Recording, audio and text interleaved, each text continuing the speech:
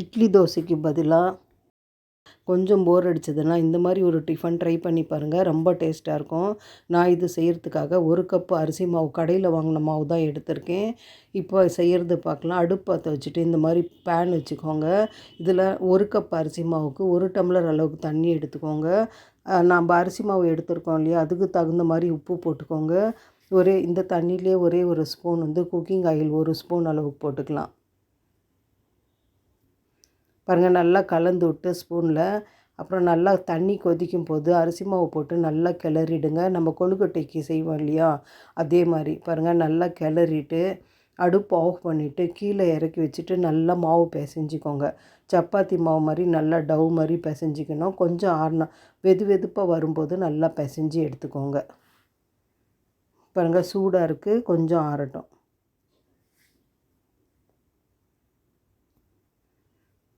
பாருங்கள், நான் சூடாக இருக்கும்போது ஸ்பூன்லேயே கொஞ்சம் கலந்து விட்றேன். அப்புறம் கொஞ்சம் வெதுப்பாக வரும்போது கையில் நல்லா பாருங்கள், இந்த மாதிரி டவ் மாதிரி பிசைஞ்சிக்கோங்க. இந்த அளவுக்கு வரணும். இது செய்கிறதுக்காக நான் இட்லி தட்டு எடுத்திருக்கேன். பாருங்கள், நான் இட்லி தட்டில் சின்ன சின்ன பால்ஸாக பண்ணி வேக வைக்க போகிறேன். இட்லி தட்டில் கொஞ்சமாக எண்ணெய் தடவிக்கோங்க.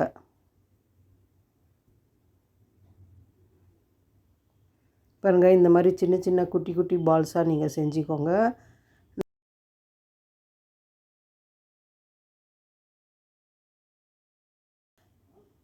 பாருங்கள், இதே மாதிரி இந்த மாவு எல்லாமே நம்ம செஞ்சு எடுத்துக்கலாம்.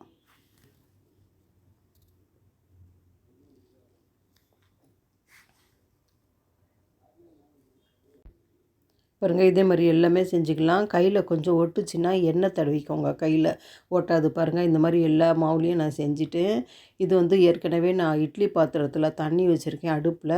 கொஞ்சமாக சூடாகும் போது அந்த தண்ணி நம்ம இந்த பிளேட்டை பாருங்கள், நம்ம இந்த பாத்திரத்தில் வச்சுட்டு ஒரு 10 நிமிஷம் ஆவியில் வேக வைக்கலாம். 10 நிமிஷம் வெந்தால் போதும். ரொம்ப அதிக நேரமும் வேக தேவையில்லை. இது சீக்கிரமே வெந்துடும். பாருங்கள், இப்போ மூடி போட்டு வச்சிடுறேன். ஃப்ளேம் கொஞ்சம் ஹையே வைங்க. ஒரு 10 நிமிஷத்துலேயே வெந்துடும். பாருங்கள், ஒரு 10 நிமிஷம் ஆச்சு. பாருங்கள், கொழுக்கட்டை நல்லாவே வெந்துடுச்சு.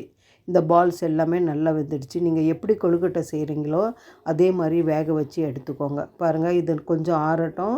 அது வரைக்கும் நம்ம பார்த்துக்கலாம். ஒரு மீடியம் சைஸ் கேரட் நீட்டு வாக்கில் கட் பண்ணி வச்சுருக்கேன். ஒரு மீடியம் சைஸ் வெங்காயம் கட் பண்ணி வச்சுருக்கேன். கொஞ்சமாக கேப்சிகம், ஒரு வரமிளகா, கொஞ்சமாக 1/2 ஸ்பூன் கடலைப்பருப்பு, 1/2 ஸ்பூன் உளுத்தம்பருப்பு, கொஞ்சமாக கருவேப்பிலை எடுத்து வச்சுருக்கேன். ஒரு பச்சை மிளகாய் கீறி வச்சுருக்கேன். மீடியம் சைஸ் தக்காளி கட் பண்ணி வச்சுருக்கேன். கைப்பிடி அளவு கொத்தமல்லி வாஷ் பண்ணி எடுத்து வச்சுருக்கேன். கொஞ்சமாக பெருங்காயம் எடுத்து வச்சுக்கப்போ அடுப்பு பற்ற வச்சுட்டு நம்ம மாவு கலந்தோம் இல்லையா, அதே பேன் வாஷ் பண்ணிவிட்டு வச்சுருக்கேன். இப்போ இதுக்கு ரொம்ப அதிக எண்ணெயெல்லாம் தேவைப்படாது. ஒரு 3 ஸ்பூன் அளவுக்கு எண்ணெய் போட்டால் போதும். ரொம்ப அதிகமாகலாம் எண்ணெய் போடாதீங்க. பாருங்கள், பேன் சூடானோடனே எண்ணெய் போட்டேன். இதில் 1 ஸ்பூன் கடுகு போட்டுக்கிட்டேன். கடுகு வெடிக்கிட்டோம்.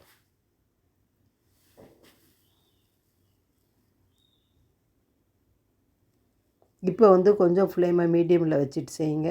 இது எதுவுமே கருகக்கூடாது. பாருங்கள், கொஞ்சமாக பெருங்காயம் போட்டுக்கிறேன். ஒரு 1/4 ஸ்பூன் அளவுக்கு கொஞ்சமாக போட்டுக்கோங்க பெருங்காயம். அது வாசனைக்கு நல்லாயிருக்கும். ஆப்ஷனல் தான். பெருங்காயம் வேணான்னா அவாய்ட் பண்ணிக்கோங்க. பாருங்கள், நல்லா கலந்துவிடுங்க. கடுகு வெடிச்சிருச்சு. கடலைப்பருப்பு, உளுத்தம்பருப்பு, வரமிளகா இதை கொஞ்சம் நல்லா வதக்கிக்கலாம். ஃப்ளேம் மீடியம்லேயே வச்சுட்டு பண்ணுங்கள். இது எதுவுமே கருகக்கூடாது. ஆனால் நல்லா பொரிஞ்சிருக்கணும். பாருங்கள், நல்லாவே கலந்து விட்றேன்.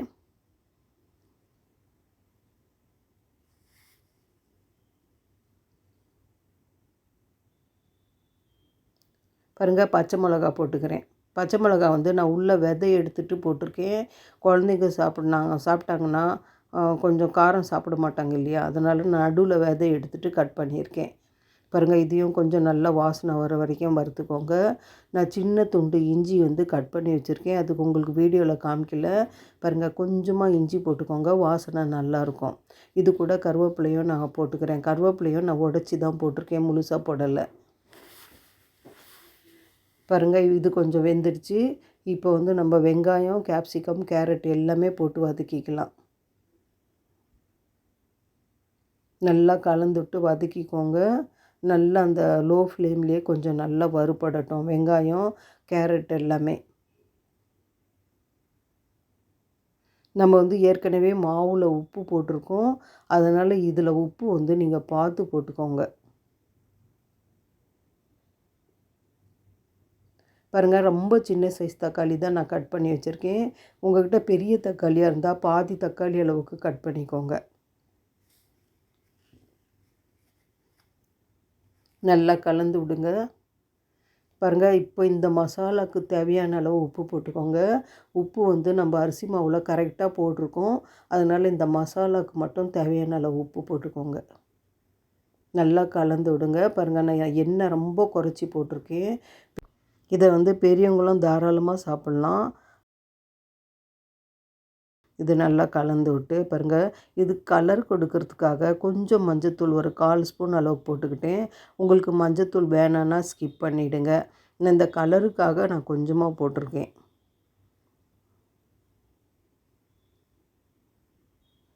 கொத்தமல்லி நம்ம எடுத்துருக்கோம் இல்லையா, அதை நம்ம கடைசியாக போட்டுக்கலாம். பாருங்கள், நல்லா கலந்துடுங்க. இப்போ நம்ம வேக வச்சுருக்கோம் இல்லையா இந்த பால்ஸு, அதை போட்டுக்கலாம். பாருங்கள், கொஞ்சம் ஒட்டின மாதிரி தான் இருக்கும். நம்ம எண்ணெயில் அந்த கொஞ்சமாக இந்த கிளறும் போது உடஞ்சி வந்துடும். கரெக்டாக தனித்தனியாக பிரிஞ்சிடும். அப்படியே கரண்டியில் கொஞ்சமாக உடச்சி விட்டுக்கோங்க. பாருங்கள், பார்க்குறதுக்கு சூப்பராக இருக்குது. இந்த டிஃபன் வந்து ரொம்ப ரொம்ப டேஸ்ட்டாக இருக்கும்.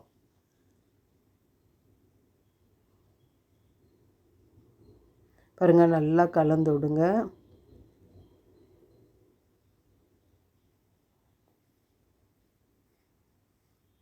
இதுக்கு வந்து இந்த பால்ஸில் வந்து மசாலா பிடிக்கிறதுக்காக கொஞ்சமாக ஒரு 1/4 டம்ளர் அளவுக்கு கொஞ்சமாக கப்பில் தண்ணி போட்டிருக்கேன். பாருங்கள், போட்டு நல்லா கலந்து விட்டுக்கோங்க. உப்பு செக் பண்ணிக்கோங்க. அப்படியே கொஞ்சம் நேரம் அந்த தண்ணி ட்ரை ஆகிற வரைக்கும் மூடி போட்டு வச்சிடலாம். ஒரு 5 நிமிஷம். பாருங்கள், 5 நிமிஷத்துக்கு அப்புறம் நம்ம ஓப்பன் பண்ணி பார்க்கலாம். நல்லாவே தண்ணி ட்ரை ஆகிடுச்சு. பாருங்கள், இன்னும் கொஞ்சம் லைட்டாக தண்ணி இருக்குது. அது வந்து நம்ம கிளறிட்டே இருக்கும்போது நல்லா ட்ரை ஆகிடும். பாருங்கள், இதுக்கு தேங்காய் வந்து கொஞ்சமாக துருவி வச்சுருக்கேன். நீங்கள் மிக்சியில் கூட கொரப்பாக அரைச்சி போட்டுக்கலாம். சும்மா சின்ன துண்டு தேங்காய் தான் நான் துருவி வச்சுருக்கேன். பாருங்கள், தேங்காய் போட்டிங்கன்னா டேஸ்ட்டு நல்லாயிருக்கும். இப்போ கொத்தமல்லியும் தேங்காயும் போட்டு நல்லா கிளறி விடலாம். பாருங்கள், குறைஞ்ச ஃப்ளேம்லேயே நல்லா கலந்து விடுங்க. நல்லா இது திருப்பி திருப்பி போட்டு கொஞ்சம் நல்லா கலந்து விடுங்க.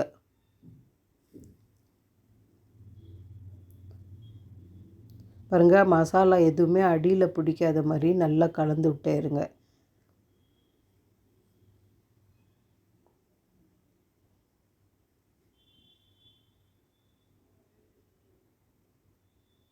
நீங்கள் இந்த மசாலாவுக்கு பதிலாக நான் இப்போ தாளித்தேன் இல்லையா, இதே மசாலாவில் கொஞ்சமாக நீங்கள் வந்து இட்லி பொடி கூட போடலாம். அதுவும் நல்ல டேஸ்ட்டு கொடுக்கும். அந்த மாதிரி கூட நீங்கள் செய்யலாம். இந்த மாதிரியும் செய்யலாம். பாருங்கள், இதுக்கு எதுவுமே தொட்டுக்க தேவையில்லை. அப்படியே ரொம்ப டேஸ்ட்டாக இருக்கும்.